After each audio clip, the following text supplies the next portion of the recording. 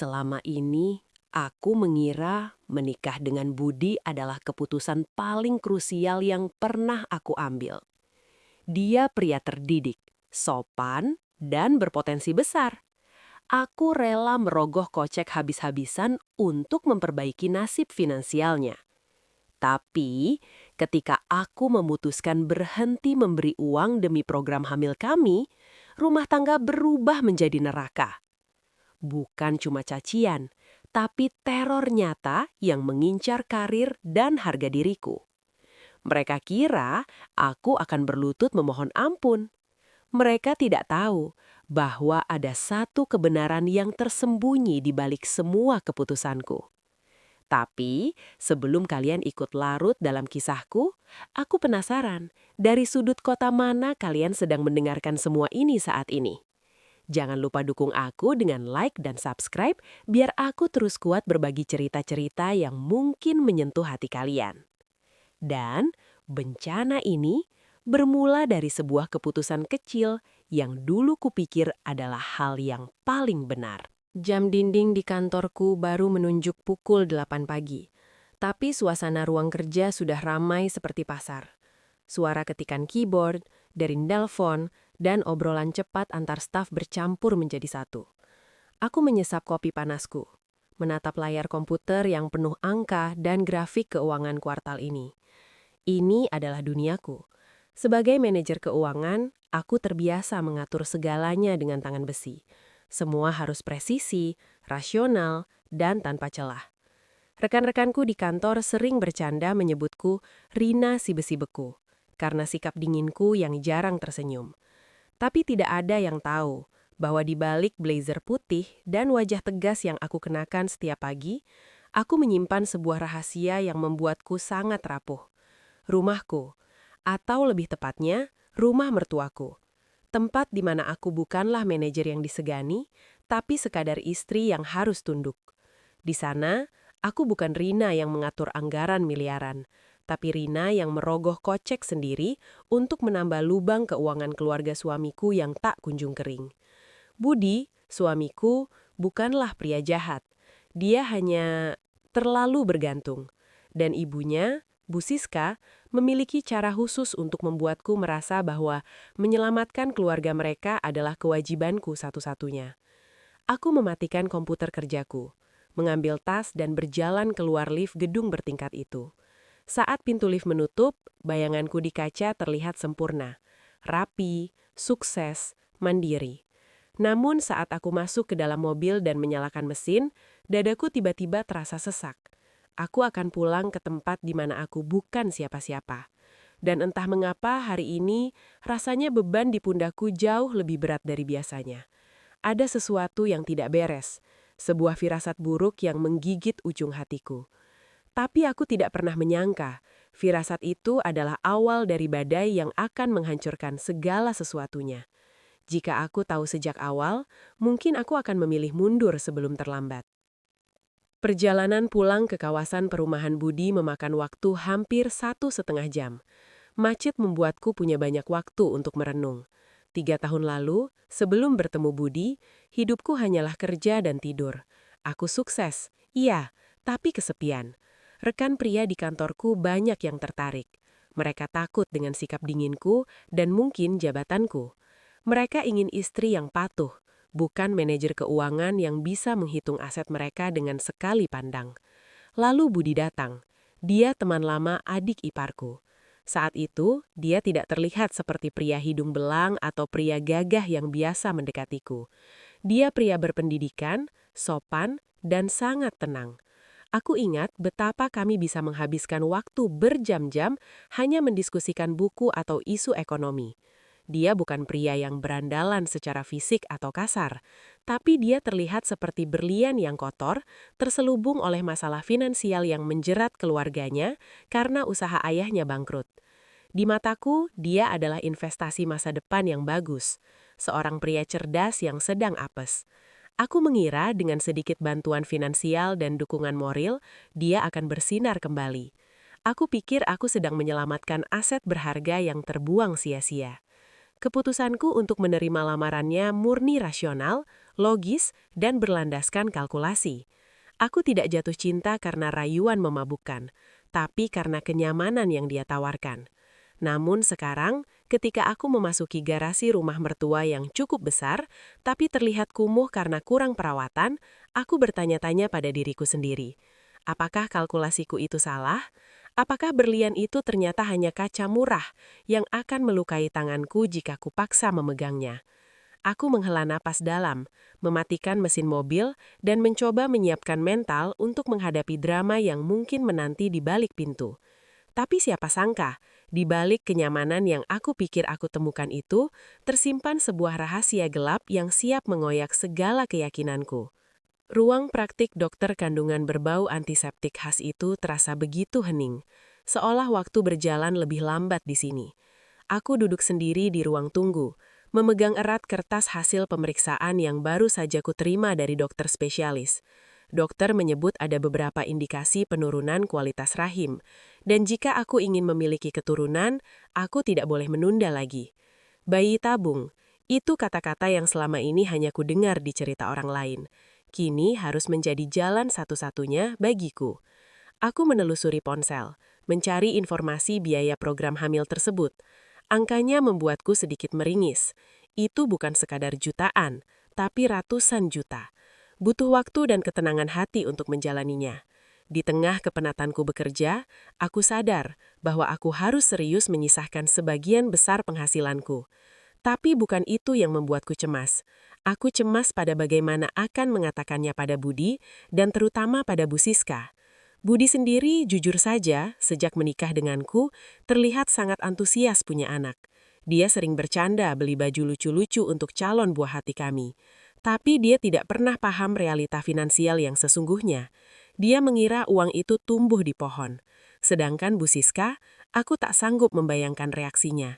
Selama ini, aku adalah mesin ATM yang siap memuntahkan uang kapanpun mereka butuh.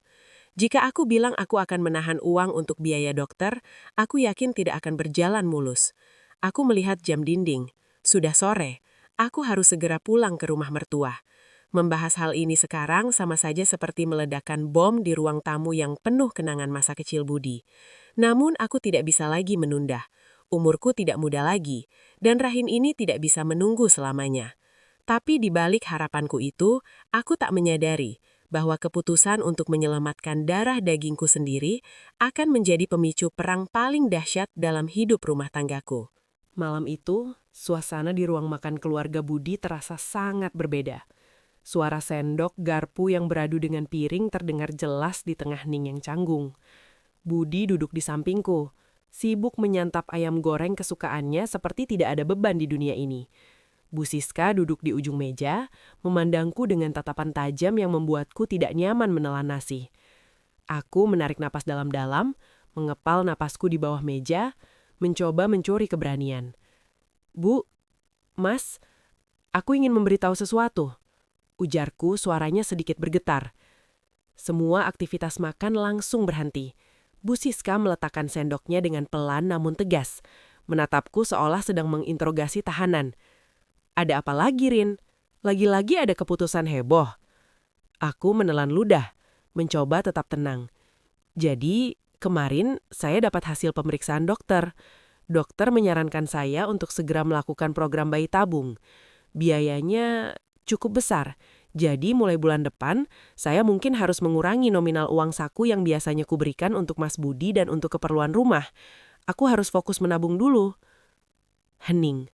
1 detik, 2 detik, 3 detik. Wajah Budi berubah drastis. Senyum lenyap dari wajahnya. Dia melirik ibunya, lalu menatapku dengan mata nanar. "Serius? Kurang uang segitu?" Aku mengangguk pelan. "Maaf, Mas. Ini demi masa depan anak kita juga." Budi menghela napas panjang, lalu kembali menyantap ayamnya. Tapi kali ini dengan kasar, seolah makanan di hadapannya adalah sumber dari semua kesialannya.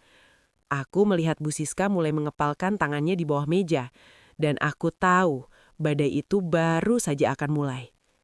Aku tak mengerti, kenapa niat baik untuk melanjutkan keturunan justru disambut dengan kemarahan yang begitu keji. Namun ini baru permulaan dari badai yang belum pernah aku bayangkan sebelumnya. Suasana dingin di ruang makan itu pecah oleh suara tawa kecil dan sinis dari Bu Siska. Dia menaruh sendok tehnya dengan pelan, lalu menatapku dengan pandangan menghina yang biasa dia berikan pada pembantu yang salah pekerjaan. Wah, ternyata Rina sekarang sudah jadi bos besar ya. Udah ngatur-ngatur uang arisan Budi, sekarang mau ngatur-ngatur biaya anak juga. Tuturnya suaranya tinggi, menusuk telingaku. Aku menatapnya, mencoba menahan emosi. Bu, ini soal prioritas.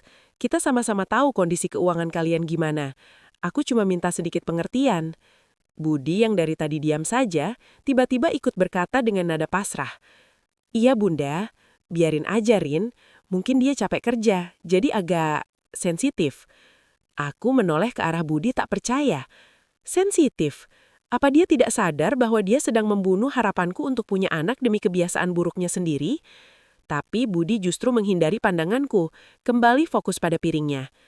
Bu Siska mendekatkan badannya ke arahku. Rina, jangan lupa diri.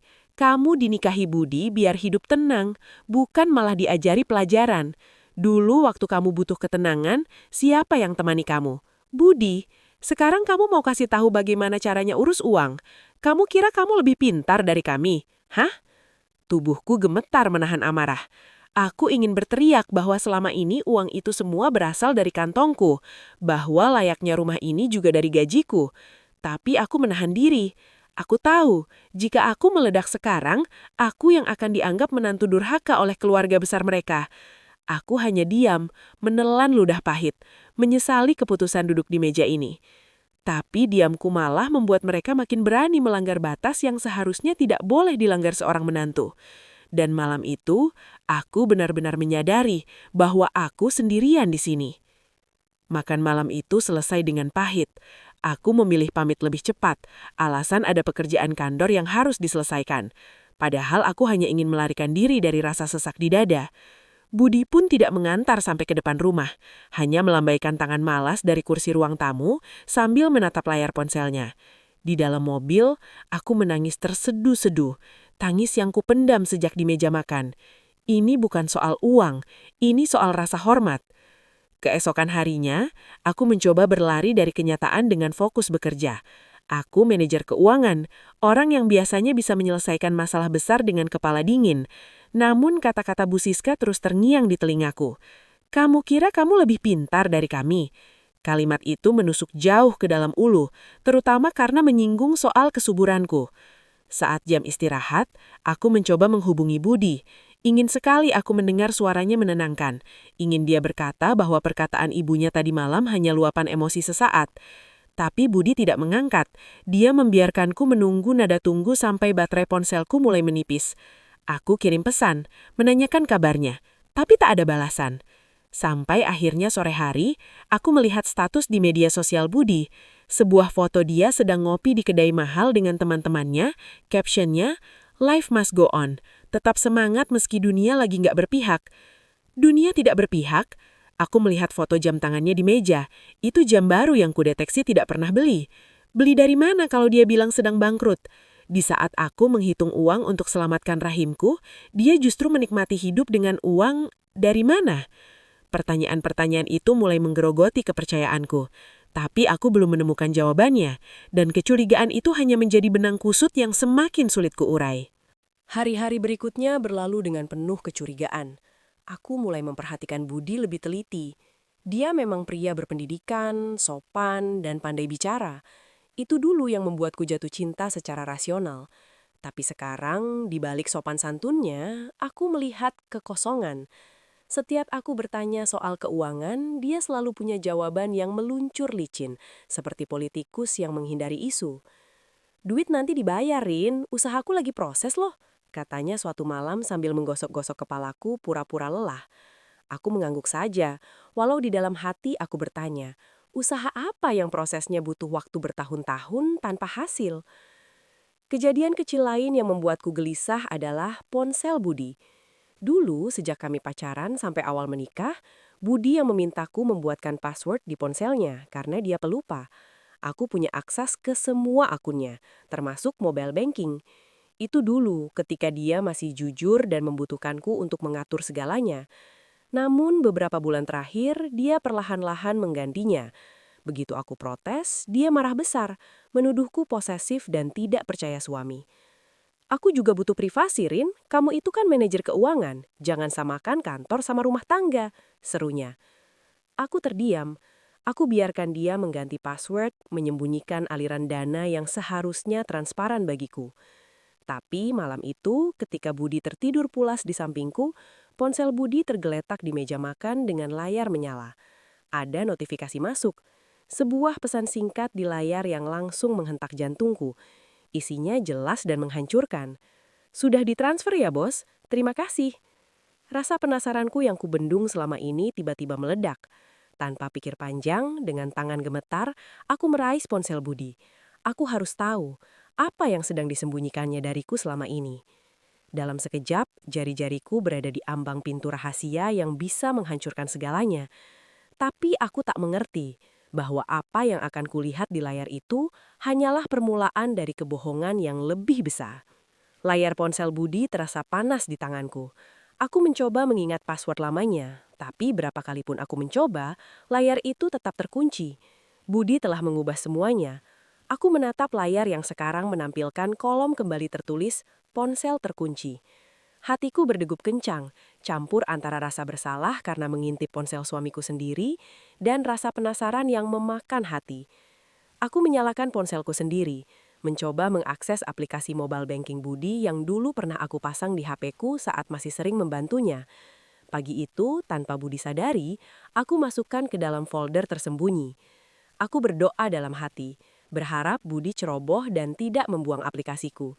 Jempolku mengetuk pelan, membuka aplikasi, dan ternyata masih ada. Aku menahan nafas saat data ponsel Budi mulai dimuat. Aku tidak melihat password yang diminta. Justru aku melihat saldo rekening utama Budi. Saldo yang seharusnya kosong karena sering aku tambal uangnya untuk bayar utang, tapi angka di sana tidak kosong. Bukan miliaran, tapi cukup untuk membeli jam tangan baru dan beberapa kali mewah di kafe. Aku menurunkan layar, memutar mutasi transaksi. Mataku tertuju pada baris-baris transfer keluar. Ada transfer rutin setiap bulan, nominalnya lumayan, ke rekening atas nama seseorang yang tidak asing buatku. Nama akunnya bukan nama teman atau rekan bisnis, tapi inisialnya sama dengan nama adik ipar laki-laki Budi atau mungkin rekening cadangan Bu Siska yang dulu pernah kusaksikan saat pembukaan rekening bersama di awal pernikahan. Transaksinya selalu tanggal yang sama dengan tanggal aku transfer uang tunjangan ke Budi. Dunia serasa berputar. Jadi selama ini, uang yang kuberikan ke Budi untuk melunasi utang atau modal usaha langsung dipindahkan ke rekening lain. Untuk apa? Angka-angka di layar itu bicara lebih keras daripada kata-kata Budi. Mereka mengatakan bahwa selama ini, aku hanya berjalan di atas bukit pasir yang siap menelanku hidup-hidup. Jantungku berdegup kencang seperti hendak melompat keluar dari rongga dada saat Budi bergerak di tempat tidur. Dengan panik, aku segera menutup aplikasi banking di ponselku dan menyembunyikannya kembali ke balik selimut. Aku berpura-pura tidur, memeluk bantal erat-erat berharap detak jantungku yang kacau ini tidak membangunkannya. 1 jam berlalu, namun aku tak bisa memejamkan mata. Pikiranku kacau balau. Apa yang harus aku lakukan? Haruskah aku menanyakannya langsung? Haruskah aku menyerahkan bukti ini kepadanya dan membiarkan ledakan itu terjadi di tengah malam? Atau haruskah aku diam dan terus mengumpulkan bukti? Di saat yang sama, rasa bersalah menghantuiku. Aku mengintip privasi suamiku sendiri.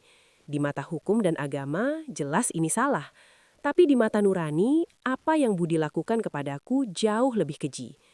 Budi akhirnya bangun pagi hari dengan wajah segar. Tak ada jejak rasa bersalah sama sekali. Dia bahkan mencium keningku seperti biasanya sebelum berangkat kerja. "Pagi sayang, semangat ya kerjanya. I love you," ucapnya dengan lembut, persis seperti pria yang dulu kuagumi karena kesopanannya. Aku membalas keningnya dengan senyum kaku. Hatiku sakit bukan main. Di depan mataku berdiri seorang pria yang kukira akan menjadi teman hidupku, partner yang bisa aku andalkan. Tapi sekarang, dia lebih seperti sosok asing yang mengenakan masker kebaikan.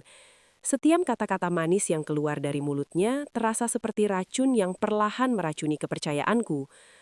Tapi aku percaya, topeng apapun itu tidak akan bisa menutupi jejak kejahatan selamanya. Dan saat aku mencoba memecahkan teka-teki ini sendirian, seseorang di luar sana justru sedang mempersiapkan teror yang tak pernah kuduga. Di tengah hiruk-pikuk laporan kuartal, ponselku bergetar hebat di atas meja kerja. Aku melihat nomornya. Bukan nomor yang kukenal.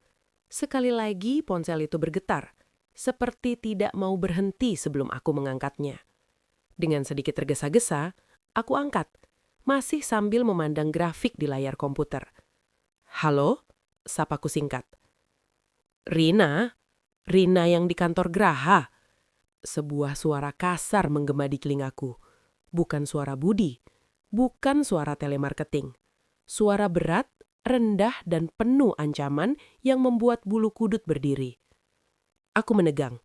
"Iya, ini saya. Siapa ini?" "Aku cuma ingin kasih tahu, Budi teman kita itu punya banyak utang ya. Dan kamu sebagai istrinya kayaknya punya tanggung jawab buat nuruti. Kalau enggak, kami enggak janji kalian bisa hidup tenang." Suara itu tertawa singkat, cemoohan kering yang menusuk telingaku. Jantungku berdegup kencang bukan karena kerjaan, tapi karena rasa takut yang baru pertama kali kurasakan. "Maksud kamu siapa? Saya tidak mengerti." "Jangan pura-pura tidak tahu, Bu. Sini kita ketemuan aja di kantor lo, biar jelas." Tut tut tut. Panggilan terputus begitu saja. Aku menatap ponselku. Tangan gemetar. Debt collector. Hanya mereka yang punya nada bicara sekejam itu. Tapi kenapa mereka menelponku? Budi selalu bilang utangnya sudah lunas atau sedang diurus.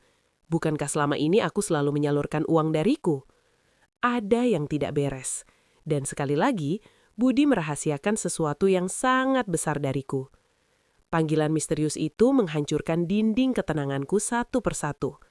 Aku tak mengerti, kenapa orang-orang asing tahu namaku dan tempat kerjaku, sementara suamiku sendiri diam 1000 bahasa. Siang itu, suasana di lobi kantorku berubah drastis. Seorang laki-laki tinggi besar berdiri di sana, memperhatikan setiap orang yang keluar masuk lift. Dia bukan karyawan, jasnya terlalu besar untuk tubuhnya, dan tatapannya yang tajam membuat semua karyawan yang lewat menunduk atau menghindar. Dia adalah sosok yang jelas-jelas tidak betah di tempat bersih dan ber-AC seperti ini. Dia pengganggu. Aku melihat dia dari balik kaca ruanganku. Dia sesekali melirik ke arah lantai tempatku bekerja. Aku yakin dia mencariku. Jantungku berdegup kencang. Apa ini hubungannya dengan telepon tadi pagi? Apakah dia salah satu orang yang mengaku teman Budi? Aku memanggil Pak Tono via internal line. "Pak Tono, ada orang asing di lobi, pakai jas hitam, agak bungkuk. Tolong dicek, dia ngapain?" Beberapa menit kemudian, Pak Tono mendatangiku dengan wajah serius. "Bu Rina, orangnya namanya Andi. Dia bilang datang untuk urusan pribadi dengan ibu. Dia bilang soal keluarga." "Keluarga?" ulangku, merasa ngeri. Aku tidak pernah bercerita soal keluarga di kantor. "Dia mengancam, Pak." Pak Tono menggeleng, tapi matanya waspada. "Belum, dia cuma nunggu. Tapi cara dia melihat orang, itu bukan cara orang yang mau datang baik-baik, Bu. Hati-hati, kalau dia macam-macam, langsung kabari saya. Saya yang urus." Aku mengangguk pelan, tapi rasa takut itu tak kunjung pergi. Andi, nama itu terngiang di kepalaku. Dia bukan sekadar tamu, dia adalah ancaman yang datang menjemputku ke realita yang selama ini kuhindari. Aku mencoba bekerja seperti biasa, tapi kehadiran satu orang di lobi itu saja sudah cukup untuk mengacaukan seluruh fokusku. Dan aku tak mengerti, kenapa Budi yang selama ini kulindungi malah membawa orang-orang berbahaya ini masuk ke kehidupanku. Keesokan harinya, Pak Tono mendatangiku dengan wajah cemas. Aku baru saja menyelesaikan meeting dengan klien. Pikiranku masih penuh dengan angka dan proyeksi. Tapi Pak Tono menarikku ke pojok ruangan, memastikan tidak ada yang mendengar. "Bu Rina, hati-hati. Tadi pagi ada yang nempelin kertas di dinding lift bagian basement. Kertasnya cuma distepes, dan isinya, ini bikin suasana kantor jadi nggak enak," ujarnya siari menyerahkan selembar kertas buram yang sudah ia sobek dari dinding. Aku menerimanya dengan tangan gemetar. Itu bukan sekadar kertas sembarang. Di situ ada foto Budi yang jelas diambil dari media sosialnya dengan tulisan tangan kasar berwarna merah. Penipu dan wan prestasi. Hati-hati dengan suami istri ini. Mereka punya utang miliaran. Darahku mengalir dingin. Foto itu bukan foto asli yang diambil diam-diam, tapi screenshot dari postingan Budi. Dan yang paling menyakitkan, namaku juga disebutkan. Mereka tidak menyalahkan Budi semata, tapi juga menyeret namaku ke dalam lubang hitam utang yang bahkan tidak pernah kuurusi. Saya sudah rapikan, Bu, tapi karyawan-karyawan pada ngeh. Kayaknya udah pada lihat sebelum saya bersihin, kata Pak Tono dengan wajah menyesal. Kita harus lapor polisi, Bu. Ini sudah keterlaluan. Ngotorin kantor dengan hal-hal kayak gini. Aku hanya bisa mengangguk, lemas. Teror ini bukan lagi sekadar ancaman di telepon.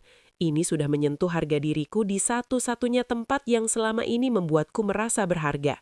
Dan aku tahu, semua ini bermuara pada satu orang yang seharusnya melindungiku. Tapi, di mana dia? Kertas buram itu bukan sekadar sampah, tapi itu adalah peringatan keras bahwa aku tidak lagi bisa bersembunyi di balik jabatanku. Perang ini sudah memasuki wilayahku dan aku belum siap.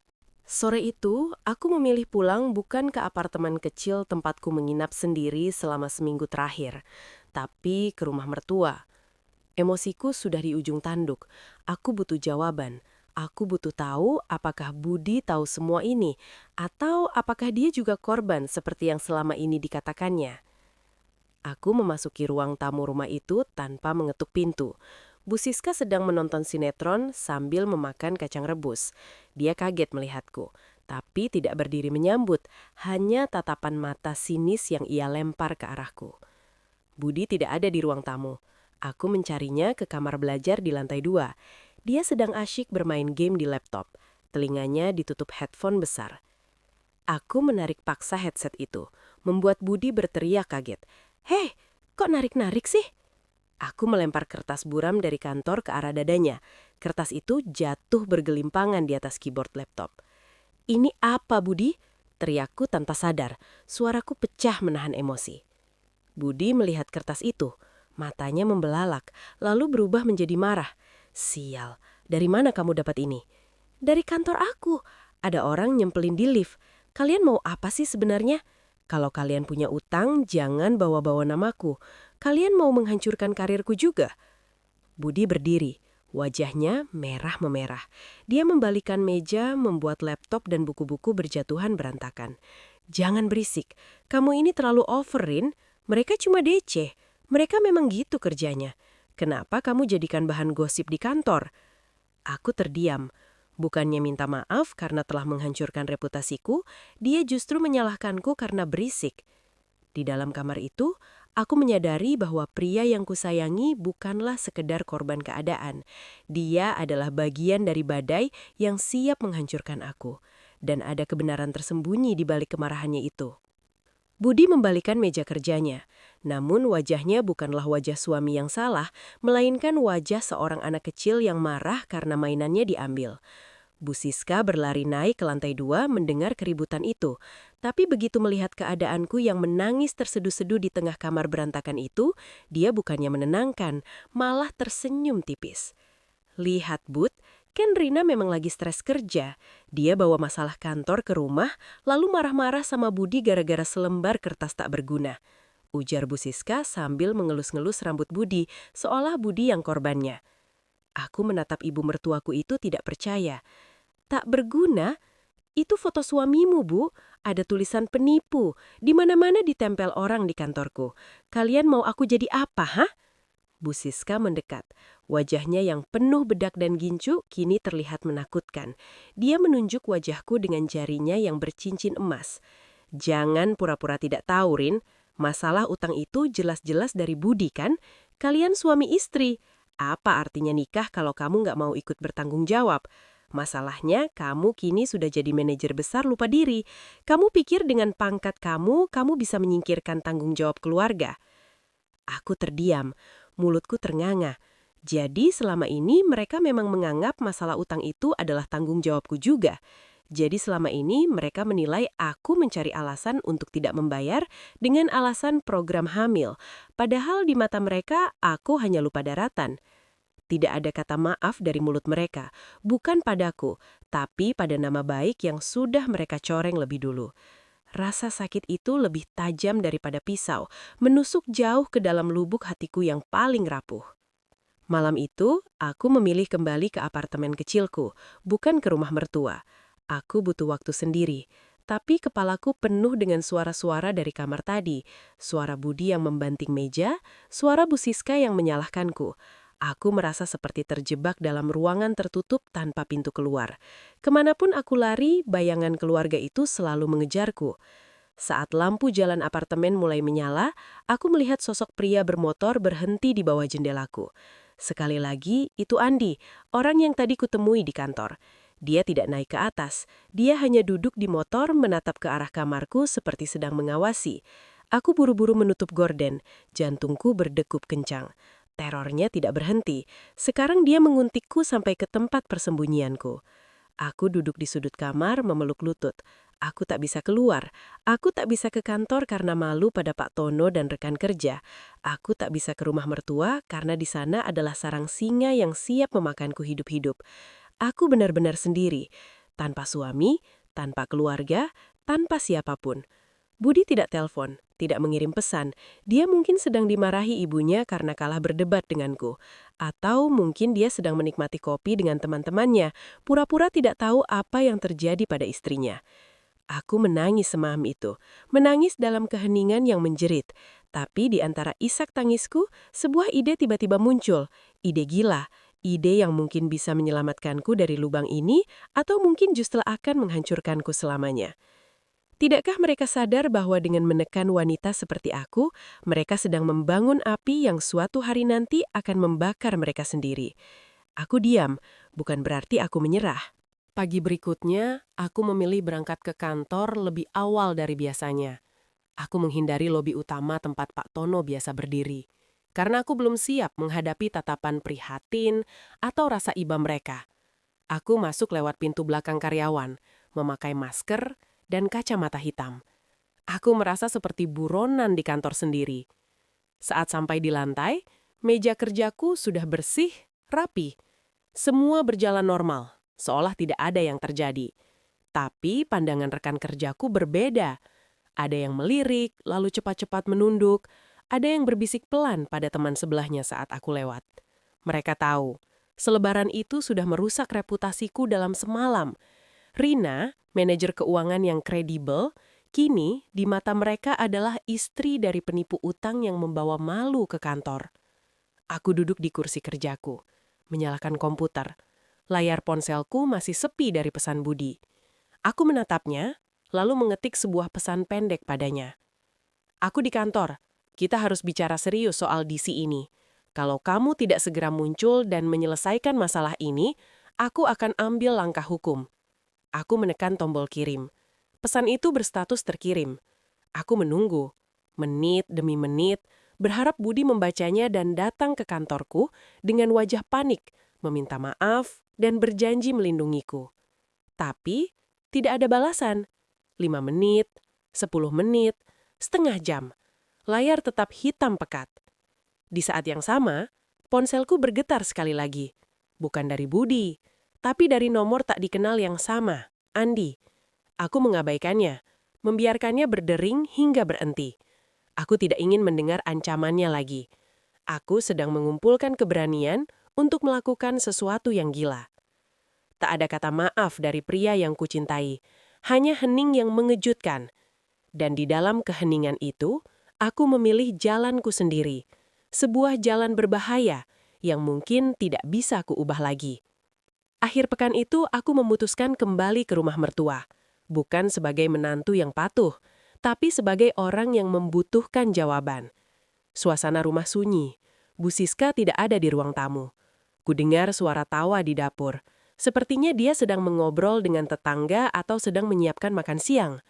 Budi ada di teras belakang, sedang menatap kebun kosong belakang rumah dengan tatapan kosong. Aku mendekatinya pelan. Budi? Budi menoleh lambat. Matanya merah. Ada bekas luka lebam di pelipisnya. Aku tersentak. Siapa yang memukulnya? Kamu dari mana? Tanyanya pelan. Aku dari apartemen. Aku mau bicara soal DC, soal utang, soal uang yang kalian kirim ke rekening lain, ujarku lurus, tanpa basa-basi. Aku menatap matanya, mencari kebohongan di sana. Kenapa kamu membiarkan ibumu menghubungi mereka, Budi? Kenapa kamu membiarkan mereka menghantuiku? Budi tiba-tiba mengelah nafas panjang, berdiri, dan menghindari pandanganku. Kamu tidak akan mengerti, Rin. Kita lagi keteteran. Ibu cuma mau bantu. Cara dia memang salah. Tapi dia cuma ingin kita menyelesaikan masalah. Aku menabung untuk hamil, Budi. Itu bukan masalah sepele. Potongku, emosiku meluap lagi. Kalian seenaknya mengambil uangku, lalu menyerahkannya ke orang lain untuk bayar utang. Dan sekarang kalian malah menyebut DC ke kantorku. Ini sudah keterlaluan. Budi tiba-tiba berbalik badan, menatapku dengan tajam. Jadi selama ini kamu menikahiku karena citra, karena uang. Budi tidak menjawab. Dia berbalik dan berjalan masuk ke rumah, meninggalkanku sendirian di teras. Hatiku hancur. Dia mengakui dengan diamnya bahwa selama ini aku hanya alat. Di balik keheningan itu, aku menemukan jawaban yang paling menyakitkan. Cinta yang kupercayai selama ini hanyalah sandiwara di atas panggung duniawi yang keji. Malam itu, hujan turun deras mengguyur kota. Aku memutuskan untuk menemui Rian, adik iparku yang paling bungsu, di sebuah bar kecil di dekat rumah sakit tempat dia kerja sebagai perawat. Rian adalah orang paling jujur di keluarga itu, walaupun kadang mulutnya ada ceplas-ceplos. Aku butuh kejujuran itu sekarang. Aku mendapati Rian sedang duduk sendirian di sudut bar. Wajahnya sudah memerah, jelas sudah mabuk berat. Aku duduk di sebelahnya, menyuruh pelayan membawakan kopi hangat. Rian menoleh pelan. Matanya sayu mencoba fokus. Kak Rina, kok lu ada di sini? Budi nggak ikut? Budi lagi sibuk sendiri. Rian, aku mau tanya sesuatu. Soal DC yang ke kantorku. Soal utang. Soal uang yang kalian kirim ke rekening lain, aku menatap matanya. Menurunkan suaraku. Siapa yang kasih alamat kantorku sama mereka? Rian tertawa kecil. Tertawa yang pahit. Kakak memang selalu curiga gitu. Ya udah deh, gue terus terang aja. Dia mendekatkan wajahnya yang bau alkohol ke arahku. Itu bukan urusan Mas Budi, Kak. Itu urusan Bunda. Jantungku berdegup kencang. Bunda? Iya. Bunda marah banget waktu kakak berhenti kasih duit.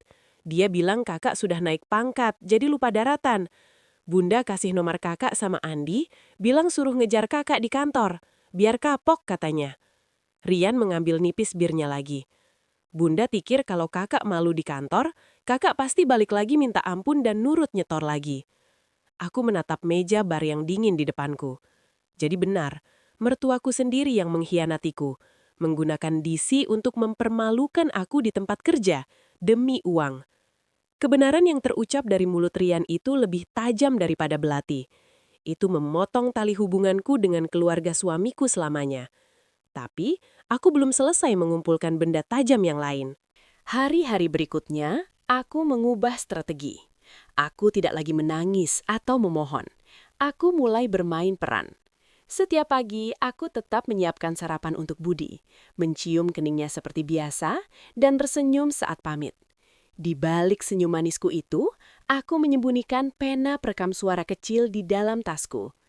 Aku membawanya kemana-mana, termasuk saat aku mengunjungi rumah mertua. Aku mulai mengajak Budi bicara di kamar, di mobil, atau saat makan malam. Aku pura-pura khawatir, memancing dia bercerita tentang utangnya, tentang Andi, dan tentang rencananya.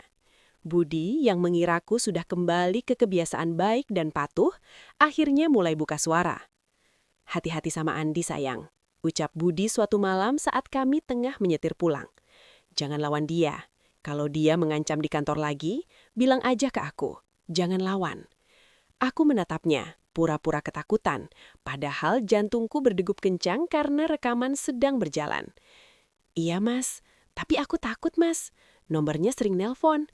Terus, itu benar ya mas kalau Bunda yang kasih alamat kantor aku ke mereka? Rian yang ngomong? Budi diam sejenak, tangan yang memegang setir menegang. Rian itu mabok, jangan dengerin dia. Bunda cuma, bantu aja biar kita bisa segera lunas. Itu semua buat kebaikan kita, Rin. Aku mengangguk pelan, menyembunyikan senyum tipis di balik gelap malam. Jadi benar, Budi tahu. Budi membiarkan ibunya menyewa debt collector untuk meneror aku demi ketenangan mereka sendiri. Rekaman itu kini tersimpan aman di ponselku. Bukti kejahatan terselubung keluarga yang mengaku beradab. Setiap kata yang keluar dari mulut Budi kini direkam, menjadi amunisi yang akan kugunakan melawan mereka.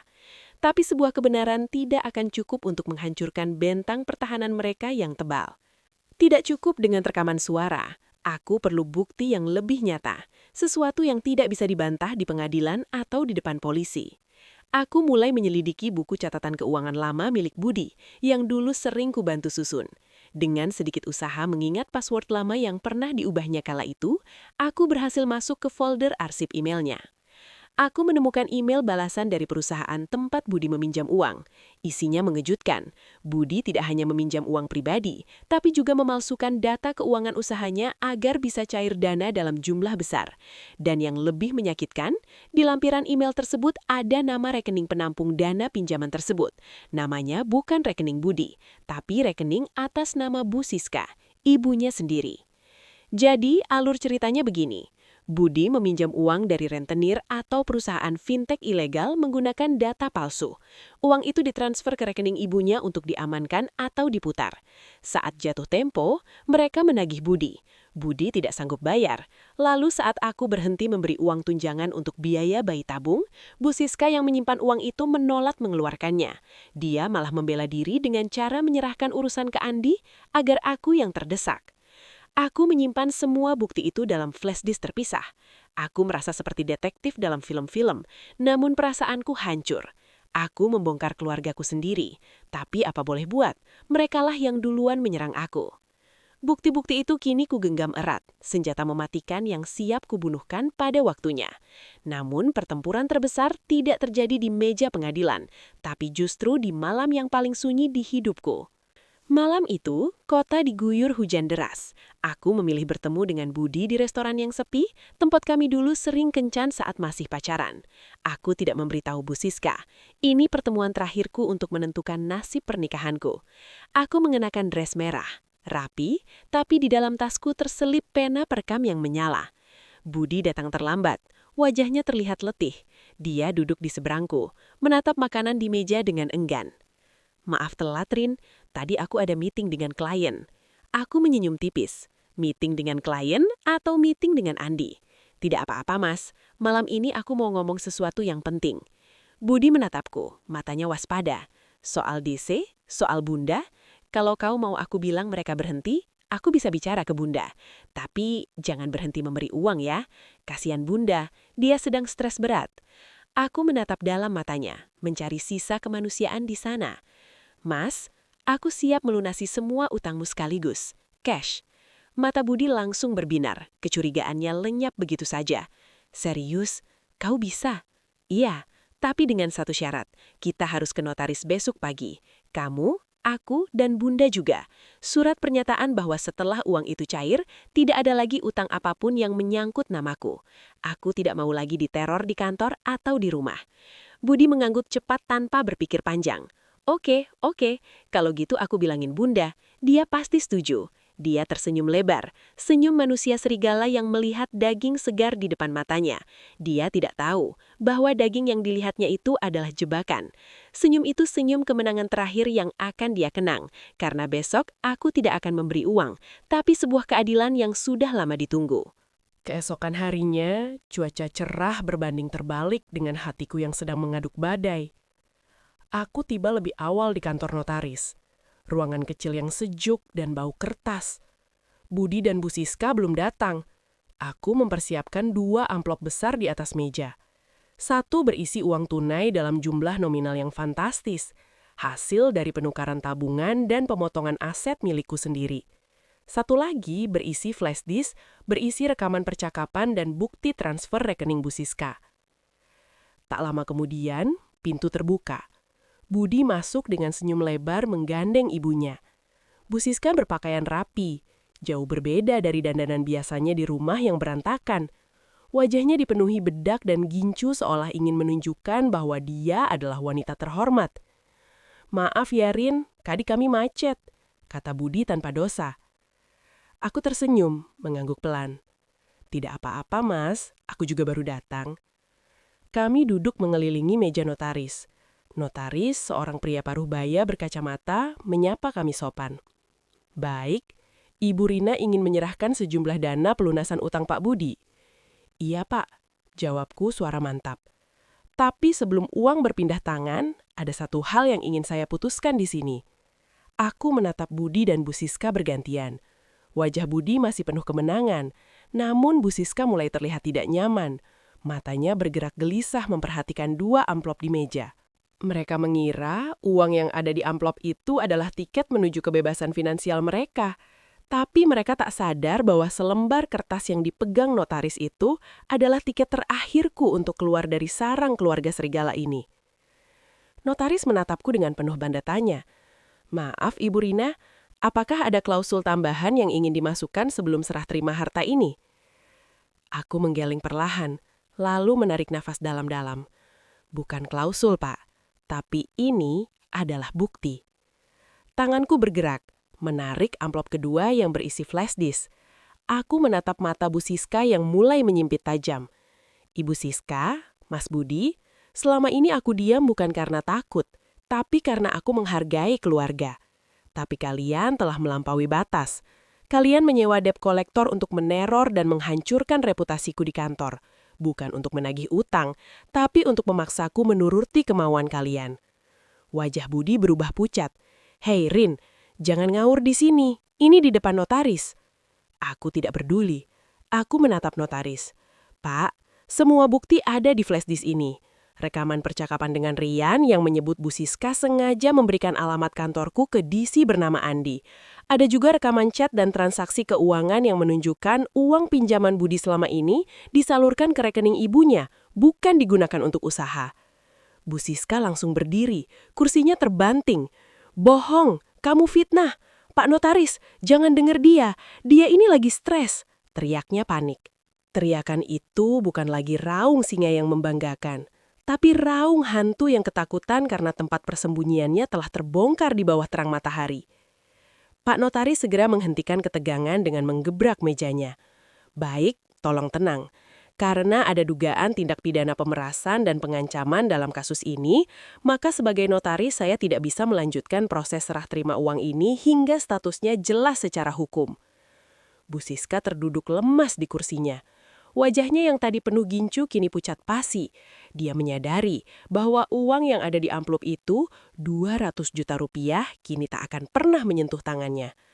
Budi hanya bisa menatapku dengan mata nanar, seolah baru menyadari bahwa perempuan yang selama ini dianggapnya lemah dan bisa diatur-atur, kini telah menjatuhkannya.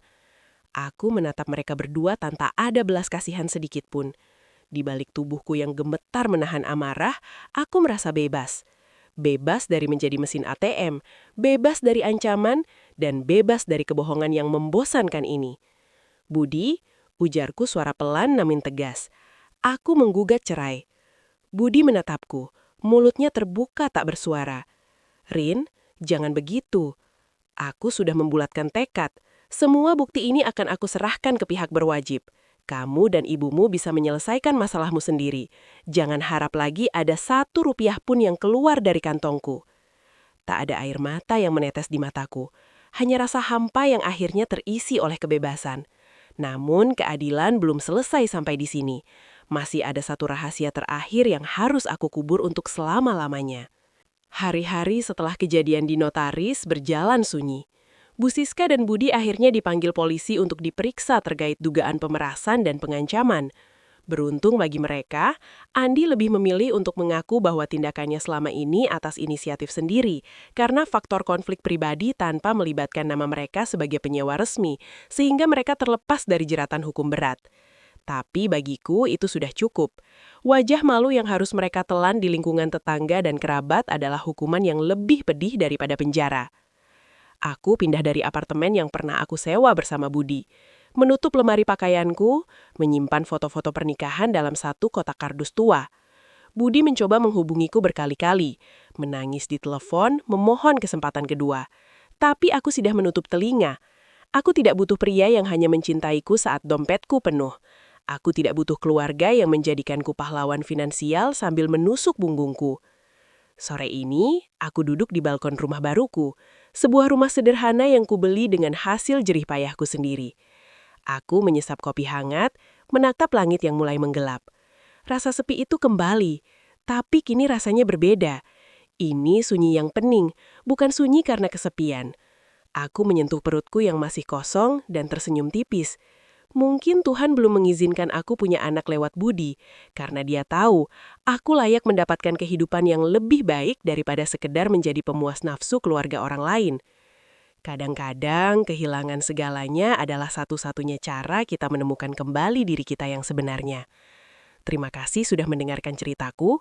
Semoga apa yang kulalui ini bisa jadi pengingat untuk kita semua, bahwa harga diri jauh lebih mahal daripada segala harta di dunia.